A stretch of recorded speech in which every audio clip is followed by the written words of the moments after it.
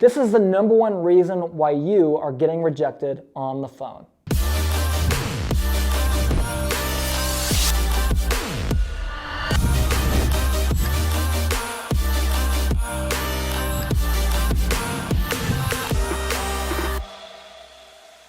All right guys, welcome back to the channel, and if you're new here, welcome. My name is Spencer Van, and in today's video I'm going to share the really top 3 reasons why you're getting rejected when you're making cold calls for surplus funds.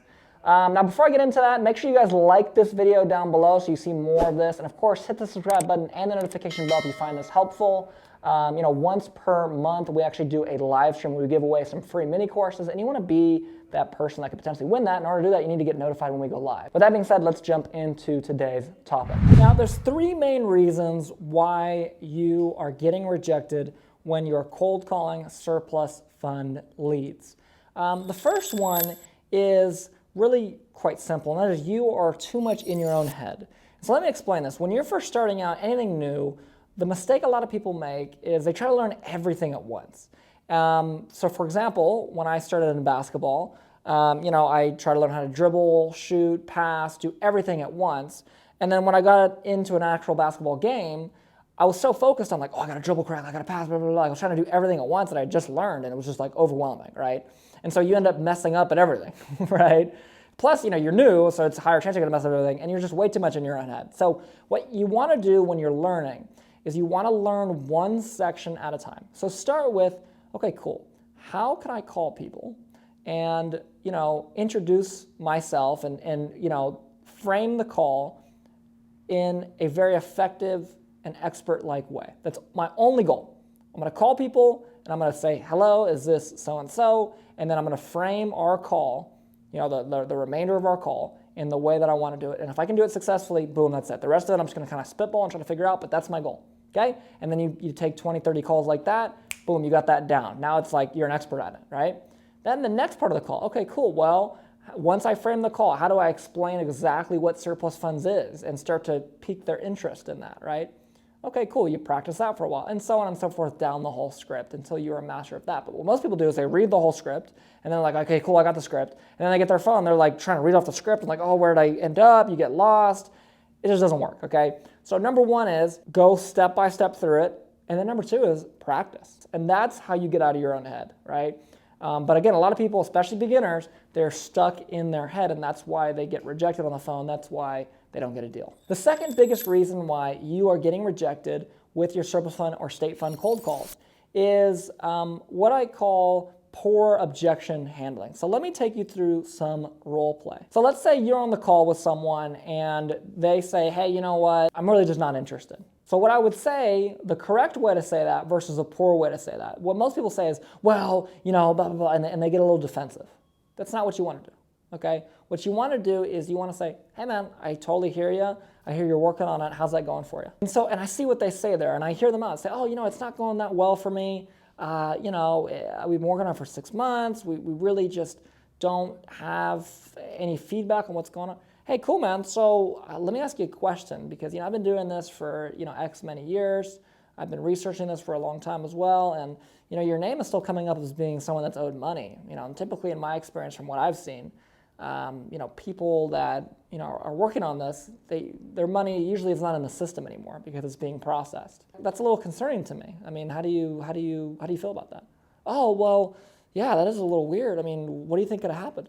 Well, I mean, listen, I don't know, and I don't want to say anything because I don't know the guy or gal that you're working with, but sometimes they get distracted, they don't necessarily know what they're doing, and they end up not even filing a claim, forgetting about you, whatever the case is. I mean, you said yourself that you haven't really been able to talk to them, have you? Oh yeah, no, I haven't talked to them in months. Okay, awesome, man. Well, listen, the money's still there.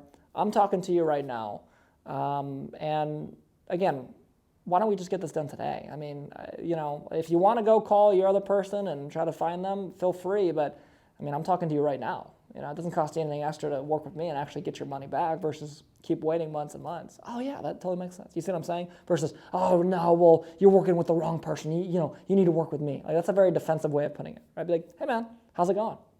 Right? So My point is, anytime you get an objection, the mistake people make that causes them to get rejected is, number one, they take it personally. And number two is they get defensive, right? What you want to do anytime you get an objection is just simply say, hey man, totally get where you're coming from. And then reframe the objection. So you can ask a question, you can reframe it by using an analogy. There's a million different ways to do it. Now the third reason why you are getting rejected is you are not asking for the deal, the order, the deal, the sale, whatever you want to call it, enough, right? So what I mean by this is if you think back to when you were a little kid, and I won't speak for you, I'll speak for myself. When I was a little kid, if I wanted something, say I wanted a cookie. My mom baked cookies and I wanted one more cookie and I already had 3. She's like, you can't have any more. I would literally ask my mom 100 times, okay? In different ways. I wouldn't ask the same, can I have a cookie, can I have a cookie? No, I wouldn't do that. But I would say, hey mom, is it okay if I have one more cookie? No, you can't have one more cookie. Cool. And then I would come back and say, hey mom, if I take out the trash, can I have one more cookie? No, you can't. You still can't have one more cookie. Okay, cool. Then I would say, I would take out the trash, maybe I would do something else, and I'd say, okay, hey, cool, mom, what's going on with you? Oh, everything's good. Cool, are you sure you've been acting a little weird? Oh, well, yeah, this is going on. Okay, gotcha, yeah, that's great, okay, I'm sorry to hear all that. And be someone and provide value in that regard and say, hey, I just want to know, I know it's been like 20 minutes. Is it okay if I have one more cookie? My point is that when you were a kid, you were not scared to ask for something a million times. But then when we become adults, suddenly now we're scared to ask for anything, okay? That needs to stop. You need to ask for things multiple times. So you should be asking for the deal multiple times on every phone call. And you're not doing it in a disrespectful way or in a way that's to annoy someone.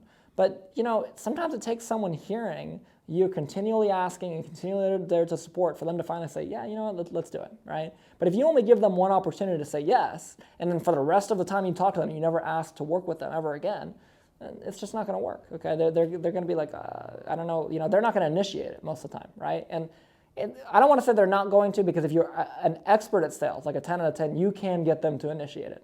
But for everyone watching this video, assuming you are not an expert at sales, and I hate to break it to you guys, most of you guys are not, okay? It's no disrespect, but most people aren't. That's totally fine. You need to ask for the order like 100 times, okay, until they say yes.